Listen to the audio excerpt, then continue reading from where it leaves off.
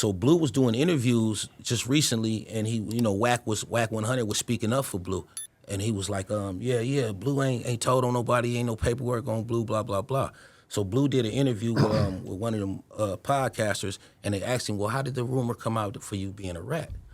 He said, well, what happened was Big Meech called Jay Diggs. I shouldn't be giving him no clout, but blah, blah, blah. Got hella disrespectful and said and told Jay Diggs that I was a rat, blah, blah, blah. He said, but he was trying to talk, but he thought I told about this limousine and blah, blah, blah that we all knew about and all the shit, but it wasn't even about that, and he cleared his name, and that's what he was basically saying, right? So when he said that, I basically called in, and I told him, I say, let me tell you the real story. I said, that's not what Meech was mad about. Meech was mad because he took a debriefing where you got to go sit down with the government. You feel me? When you debrief, you got to go sit down with the federal government, blah, blah, blah. They got to agree with what you say. They take it back to the judge and say, okay, we happy with what he said. Go ahead and give him his safety valve, whatever you was going to give him. Okay, so I told that story, and I said, Wack is a smart dude. Tell Wack to ask Blue about the debriefing paperwork. That'll clear his name. Get the debriefing paperwork. Let's see what he said in that little room that they take you in. And that's all I said. So when I said that, somebody went on the podcast and on that Clubhouse shit and told Wack, oh yeah, Jay Diggs said your name or something. And Jay Diggs?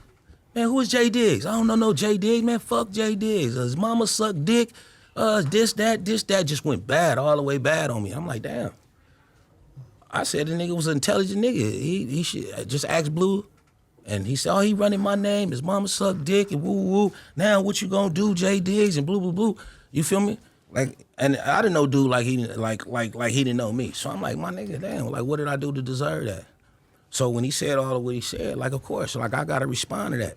And then not to mention, as soon as he got off a line, he went on his Instagram and then he put a word on the street, Jay Diggs married to a man. And then he put that on his Instagram, still on his Instagram. He put that on his Instagram, and then a couple podcasts later, he started talking about, I heard he had his homeboy Mac Dre killed. Then he said something about, I heard he registered sex offender. He's a pedophile. And you don't think that there was anybody like in his ear telling him like, "Hey, shit on Jay Diggs" or something, or like, what do you think motivated him to want to take aim at you? I'll tell you that the shit what he said with Mac Dre that came from the JT shit. That's what I'm saying. The JT started this shit about 3 years. But initially, him even firing at you in the first place, you think that was just kind of random? Just defending Blue. Okay, that's what it was. Defending Blue. Okay. You feel me? He was trying to stand up for Blue, and I basically brought up a good point. I brought up an excellent point. You feel me? And it was just like, fuck him. I understand. He riding with Blue, whatever it is. Yeah. But, for the nigga to go off on me like that, that's, them fighting words. Let's do it. He said, what I want to do, what you going to do? Let's just do that. Let's do that like men.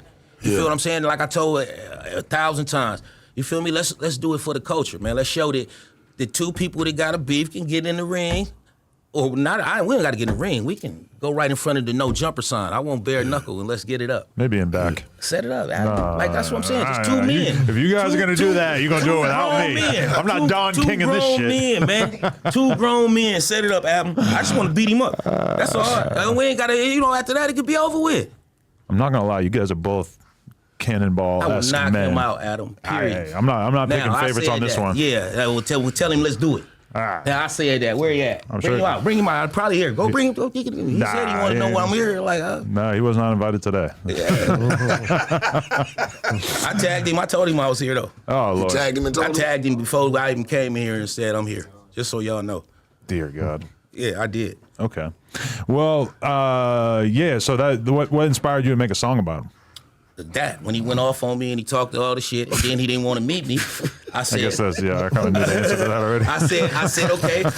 Now at this point, this is how I feel like I can get him to go ahead and accept the challenge. Like, come on, bro, let's do it. Like, you didn't embarrass me, you didn't disrespected me, you didn't made up lies about me and rumors. The only way to clear shit up is to bring everything to the forefront so everybody can say, well, what the fuck what did they fight for anyway? Oh, because Wack said this about Diggs, he made up these rumors. And Diggs stood on it. Like, that's what I'm saying. This internet is so powerful. Like, you got a powerful voice. You got a powerful voice. Anything that one of y'all say right now on this platform, it's gonna stick to them. They'll run with it. They'll run with it. You must wield it with, a sense of respect for the voice that you then have, because saying like he's married to a man. I mean, if you say that and there's no truth to it, kind of fucks up your credibility in the long run. And that's what I'm doing. I'm fucking up all his credibility. Because everything the nigga said about me was wrong. And you can go search the internet, all the shit. He said I'm registered. If I'm a registered sex offender, that'll be pulled up anywhere. Right. Pull that shit up. Yeah, that paperwork is easily found. Stuff like that and being married to a man is like, well, we probably could figure that out pretty easily if that was true, pull right? That shit up, man. Yeah, but that was my point. You saying I'm married to a man, but all the time you backflipping with the girl over here with 3 fingers in your backside. That's what I'm saying. Like, come on. Allegedly. Dear Lord. Well, and that's what I'm saying. This, like I said, and anybody know me, like I didn't used to do this shit. I had podcasters every second in my line. Just real stories and shit, just real shit. And but he brought me outside. Yeah, you don't do too many interviews. He called this clout chasing. No, my nigga. I'm setting the record straight. I'm not gonna let you put my name in the street bad, and I'm not gonna step out there and clear that shit up. Like that's not what I'm gonna do. That's not what I'm gonna do. It happened with another nigga. His name was Wack2 in Vegas. Nigga named Wack, same shit, my nigga. He stepped in my face. He jumped the gun. He called me a rat. I remember that. And the crazy thing about it, I had the camera. I was recording. I switched the camera from the right hand to the left hand, and soon as he called me a rat, I told the nigga, my nigga, I ain't no rat, nigga, ain't no paperwork on me, and watch what you say out your mouth. Yeah. And he told blah, blah, blah, and I knocked his ass out. Yeah. And didn't another motherfucker ever call me a rat after that. And it's on the internet. And the crazy thing about it, when he did that, like we cool now. I'm just telling the story. When he did that, the nigga that I was supposed to have told him was standing right next to me. Literally standing right next to me. Miami the most, shout out Miami. Was literally just like this, standing next to me.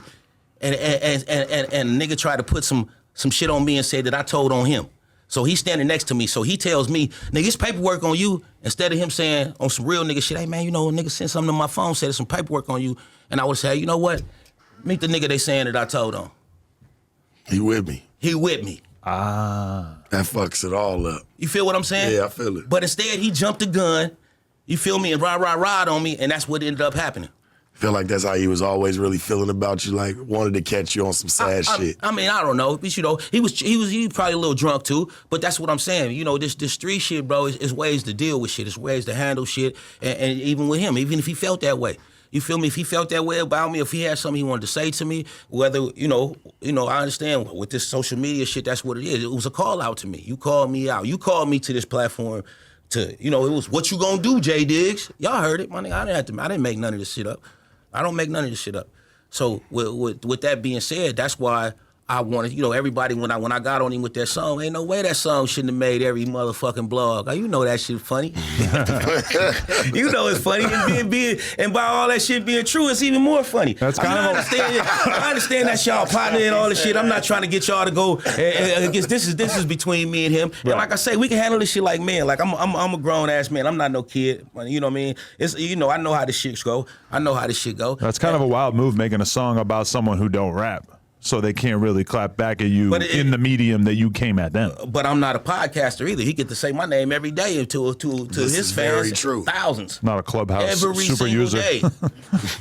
I don't get to do that. I don't got to. He sat right here in front of you and told you that I killed Mac Dre. Right. I was very confused. He sat right there and told you. These is Mac Dre best friends sitting next to me. These is niggas that's with Mac Dre every day. You think I'll still be able to walk the streets?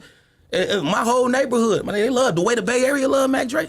Like that was never even a rumor, bro. You said that was never a rumor until JT put it out in there? JT, the bigger figure, was the first person that ever said that shit in history. And like I said, our story is word and stone. That's why I'm been able to do what I did in this game, bro. Because I fell up under this Thiz movement, and they know what I was to this shit. They know how I pushed this movement. They know how I feel about Dre. They know this story. This story been told on BET, American Gangster. It's been told on Crime and Reason, Crime and Punishment, been Netflix, Vlad TV. Vlad started his Vlad interviews off him. The first interview he did before Vlad TV was with me when he came and did Ghost Ride the Whip interview, he came and did Ghost Ride the Whip DVD in the Bay Area because I am the first person to jump on top of a car and Ghost Ride. That was one of Wack's first, or Vlad's one of his first things that he really did. Yeah, bro, they even turned him into a journalist. He came and he really came to do the DVD, and at the end of the DVD, he started asking me questions about the crew because he from the Bay. Cold game. He started asking questions about the crew, and I gave a whole fucking interview, the whole story I told y'all about Corey. I broke that whole shit down. And while Vlad was while Vlad was doing his editing at the wherever he was at, he was in there with the American Gangster people, and they wanted the story on us. And he told them he'll get the story, and they let him produce it. Right. So Vlad produced our episode of BET American Gangster because he knew our story. So he was the one behind the scenes asking us the questions through the whole American Gangster. And after that, here comes Vlad TV. And that's just wild how that kind of birthed like one of the most influential channels in the history of rap Actually, music. he'll tell you, I can't make this shit up. That shit is true. Everything I just told you is true. He was DJ Vlad before then. He wasn't no, he was DJ Vlad. Yeah. Wow, that's wild. Yeah. Okay, so it is pretty wild how much you guys have managed to keep his name alive and relevant 20 years later. And you are coming up on the 20-year anniversary, right? It was 04, yep.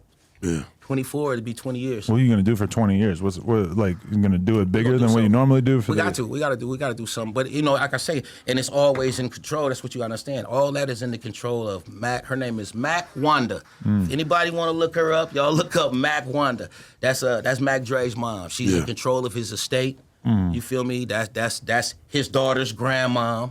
You feel me? That's who runs this nation. Anything that I pretty much want to do, I talk to Kilo and Wack100 about this. And like I said, I don't get a check. I don't get none of this shit. It's gonna be verified. So you say you run your own side of things. Yeah. You got your own side of business that you want. Yeah. So my label for years has been Romped Out Thiz.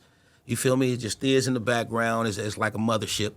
And that's just what it's been called. I put out my own music. Seems like you've kept Romp alive, too. Yeah, that's what we do. We a crew. Like you see, ain't too many niggas, listen what I'm trying to tell you, ain't too many niggas go to federal prison and come home and they still with their co-defendants. That's my co-defendant right there. Sitting right there. You feel me? Everybody from where I'm from, they know who today, bro. These niggas know who Kilo is. That's a Bay Area boss. He's a legend. And he's right here with me today. So ain't too many people go do that kind of time. I came home to both my co-defendants. We went to trial together. Niggas go to trial and they come home and they be wanting to kill each other. You understand what I'm saying? Yeah. We set a status way years ago. So that was my whole thing, man. It was like, motherfuckers can say what they want to say, but anybody that followed this movement know that we screamed to Mac Dre for a reason. That's the reason why he's one of the most celebrated rap. He wasn't even as big as Biggie or Pac or none of that, but I guarantee you hear his name as mentioned just as much as their names in this hip-hop world, especially if you come anywhere around our section. You feel me? All the rappers still to this day still shouting him out and everything because that's just one of the things that they, and for real, if you want to keep it 100, a lot of these rappers use that just to get that Bay Area love because they know if they say Mac Dre name in the song, the Bay gonna fuck with me.